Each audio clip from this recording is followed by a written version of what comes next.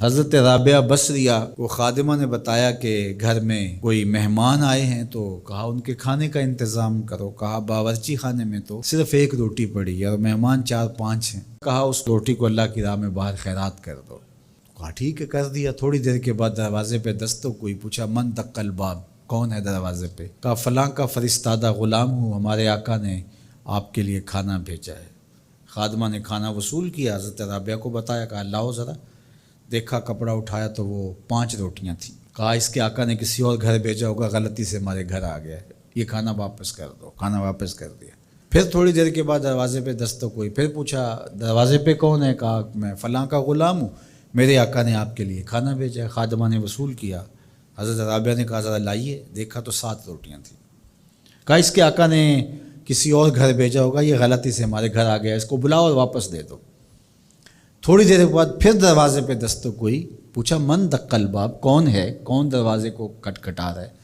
کہا میں فلاں کا فرستادہ غلام ہوں، میرے آقا نے آپ کے لیے کھانا بھیجا اور کہا حضرت رابعہ کو دے کے آنا ہے۔ خادمہ نے وصول کیا، حضرت رابعہ نے کپڑا کھولا تو 10 روٹیاں تھیں۔ کہا ہاں یہ ہمارا کھانا ہے۔ کہا کہ پہلے 2 بھی تو یہ کہتے تھے۔ کہا کہ میرے رب کا وعدہ ہے جو 1 دے 10 دیتا ہوں۔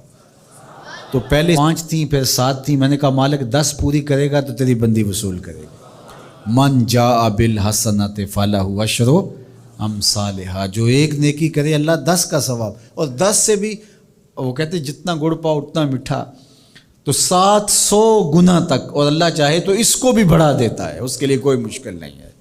حضرت عبداللہ ابن عباس حضور علیہ السلام سے روایت کرتے ہیں، اور حضور علیہ السلام اس حدیث کو رب سے روایت کرتے ہیں۔ حدیث قدسی ہے، ان اللہ کتب الحسنات والسیئات، بے شک اللہ تعالیٰ نے نیکیاں بھی لکھی ہوئی ہیں اور اللہ تعالیٰ نے گناہ بھی لکھے ہوئے ہیں۔ فمن ہم بحسنۃ فلم یعملھا کتبہ اللہ تبارک و تعالی عندہ حسنۃ کاملہ، جس نے نیکی کی نیت کی، اچھا ارادہ کیا، پختہ عزم کیا، فلم یعملھا، لیکن کسی وجہ سے وہ نیکی کر نہیں سکا، سبب ایسا نہ پیدا ہوا، لیکن پکا ارادہ تھا میں یہ کرنی ہے تو کر نہیں سکا، کتبہ اللہ تبارک و تعالی عندہ حسنۃ کاملہ، اللہ اس کی نیکی کو پوری نیکی، کامل نیکی درج فرما لیتا ہے، اس کے نامہ اعمال کے اندر لکھ دی جاتی ہے نیکی۔ وَإِنْ ہَمَّ بِهَا فَعَمِلَهَا كَتَبَهَا اللَّهُ عَشْرَ حَسَنَاتٍ إِلَىٰ 700 ضِعْفٍ إِلَىٰ أَضْعَافٍ كَثِيرَةٍ، اور اگر اس نے پختہ ارادہ کیا اور پھر اس نے نیکی کی بھی، تو اللہ تعالیٰ اس کی ایک نیکی کرنے کے بدلے میں 10 سے لے کر 700 گنا تک لکھتا ہے۔